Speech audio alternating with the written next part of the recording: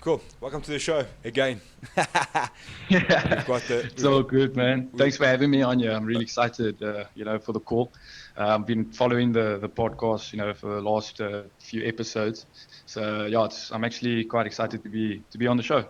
fantastic, Thanks for man. having me, man. Thanks for having me. Those of you listening, we've got Warren King and myself, the mighty Rorke's back in action. He's been surfing in Mozambique for the last 6 months, but he's And he's been issued his power this morning.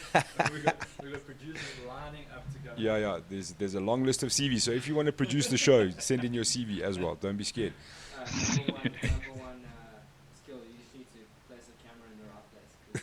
Yeah, well, jeez, it took you 20 minutes to get that right, Bruce. I know, we'll see how good you look. No, but that's actually fine.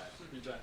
Yeah. Anyways, we've got Adrian Sanchez on the line joining us on the phone from Cape Town. Yeah, Mr. yep. Sanchez, what's happening, man?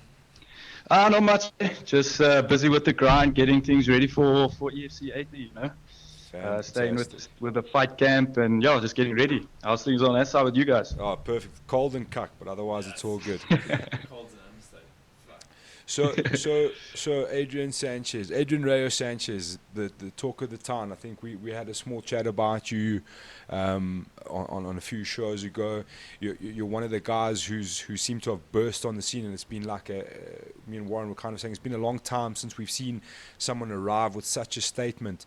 Thanks. And it was almost like you just moved out of the shadows into the light, and now everyone's talking about this massive knockout you had over Christian Bobo.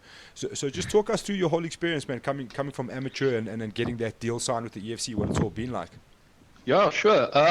Well, look, like you said, it is true. I kind of did come out of the shadows because, I haven't been in the fight game as long as most of the well-known professionals or the household names. But I had a prior sporting career before that. But nevertheless, I think it was in 2016 when I started my amateur career. The idea sparked from watching the Rocky movies because I'm a huge fan of Rocky.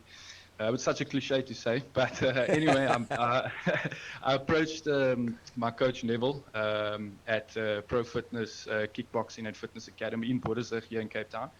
And I went to the doorstep of the gym and I told him, I was like, look, I want to train, I want to fight. And he looked at me at first and he was like, okay, I'll see what we can do. So like within the first 3 days, I proved myself. And then, it was about 6 months before I had my first fight. I had no prior fighting experience before that. Obviously, besides just a little bit of brawl, having to defend yourself, when you're going out and so on. But anyway, long story short, we had a few fights, had a loss here and there. And it was just, the goal was always to go professional, regardless of the sport. And, I tried with different things. And then when MMA came along, it just bit with me. And, I went with the flow and with the motion of things. And then, we went for my license and then we had the first fight. And it was such an overwhelming experience, in the beginning of the fight and so on. Like, that's why I kind of struggled in a bit. But after I got that first knock, it kind of woke me up and I decided, okay, this is it. I got to put on a show here. And then turned around and got the win. So I have to say it was definitely a highlight, one of the things I can tick off my bucket list. So, it was an amazing experience and I'm really, really grateful for the opportunity. Fantastic.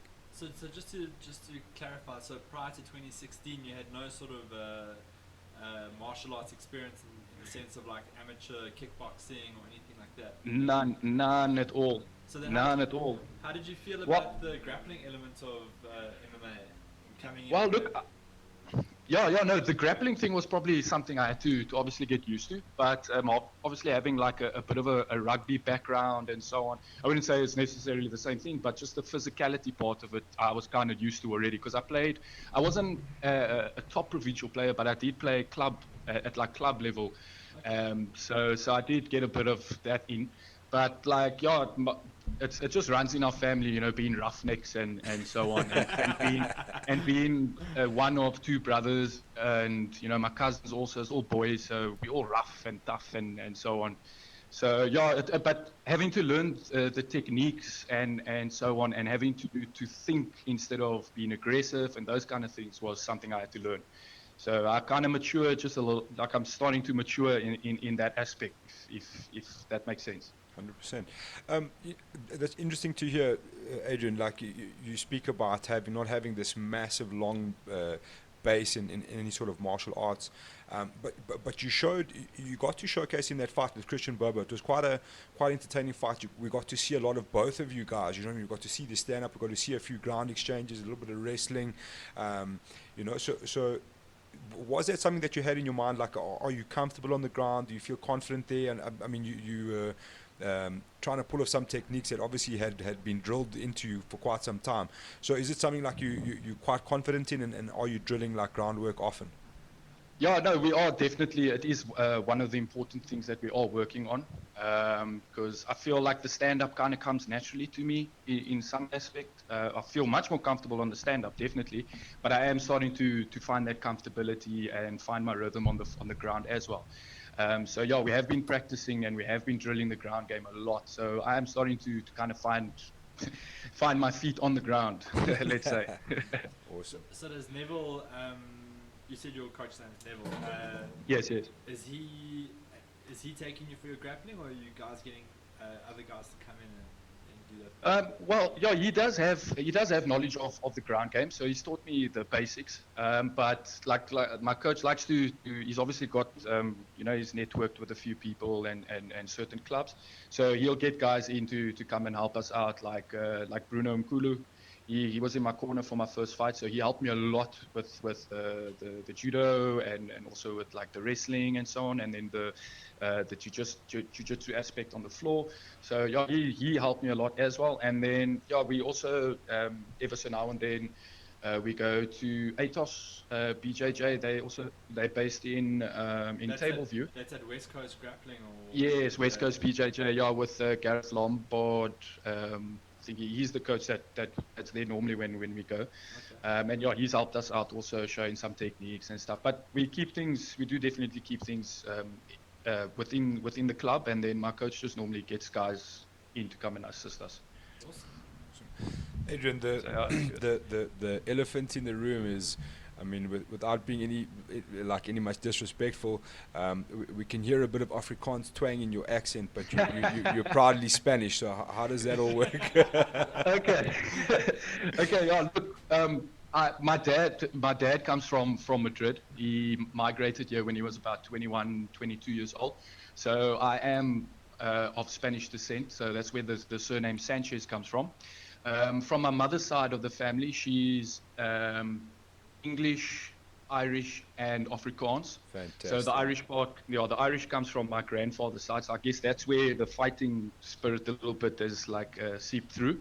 And then the Afrikaans side comes from my grandmother. But I am an English speaker, but the area that I've grown up in Goodwood, it's quite how can I say, mixed. So you get a lot of English, you get a lot of Afrikaans people, Afrikaans speakers, and so on. So the school I also went to was also bilingual. Okay. So I think I might have picked up the twang somewhere along the line there. Fantastic. Obviously, you've got a fight lined up coming up, EFC 80, against Warren and Rourke's favorite EFC fighter in Serge Kasanda. So Kasanda, the last number, eh? Yeah. Yes. So just tell us what your thoughts are on that fight, man, and how you're feeling. Well, look, I'm confident, definitely. I'll never go into a fight not feeling confident and sure of myself, because if I didn't feel that way, I wouldn't take the fight. But nevertheless, like, I've checked these fights out, I've studied these fights. I mean, I've studied fighting more than I've ever studied at school. So I've been checking him out. I've been watching his moves and so on. And I mean, he's a strong guy. Like, I've seen how he grabs, he holds on to you and so on. But there are some things that I can capitalize on, like that he has. So I've been watching that and we've been working on that. But I mean, look, I'm not underestimating the guy at all. I never underestimate anybody. And at the end of the day, I'm not too worried about what he's going to be doing. I'm more worried about how I'm going to react, what I'm going to be doing in the fight. So I'm going to go there, put on a show, and I hope he's ready to bang. That's pretty much all I can say about him. So I mean, like, a lot of the feedback we get, I fought on the same card as him in Durban when he fought Terrell Singh. And he fought just before me, and there was this whole big drama about how dirty of a fighter he was. Like, doing illegal techniques and so forth. And then obviously the last fight when he fought Tumisang, there was an illegal blow at the end of round 1. Yeah, I saw that. Is that something you factored into your preparation for this? Are you having guys bite you when you're rolling? No, maybe it's a massive. Hey, if he bites me, I'm gonna bite him back. Eh? I fought a guy. Hey, yeah, sorry. I fought a guy that like cheated for 3 rounds, and you know, like it riles you up. It really, like, you have to start like controlling your emotions. It really does piss you off. So I was just wondering if maybe it's something that you've thought about, and you're kind of like doing some sort of mental preparation for that element. Yeah, no, it's actually the first time you've brought this up. You know, I never actually thought or saw him in the light that he's like a dirty fighter or anything like that. But you must remember my surname's Sanchez, and I can be a dirty Sanchez if they want to play it out. So whatever he throws at me, you know, I'll be ready for it.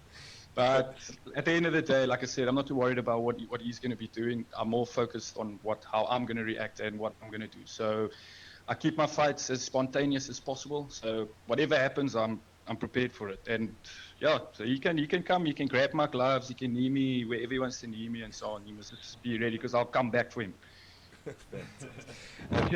and obviously the question we have to ask you, Adrian, is have you factored in the altitude? Because we've seen a lot of guys come up here and get bitten by the altitude quite badly, especially if a fight goes the distance.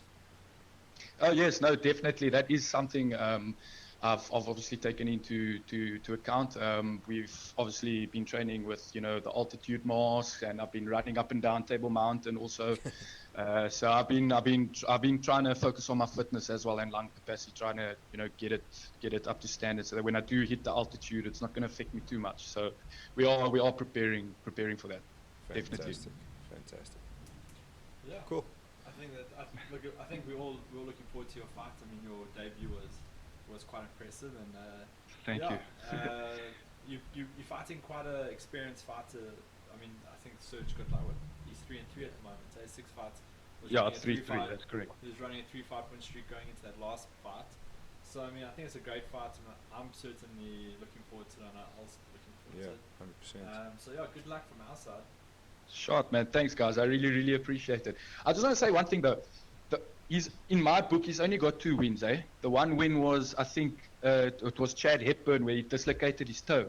So he didn't actually finish the guy. So that's like a 50-50. But I know he did get a ground and pound on Chris Dove, and then he also got a rear naked choke victory. I wasn't sure who his opponent was in that fight, but I know he did get a choke win as well.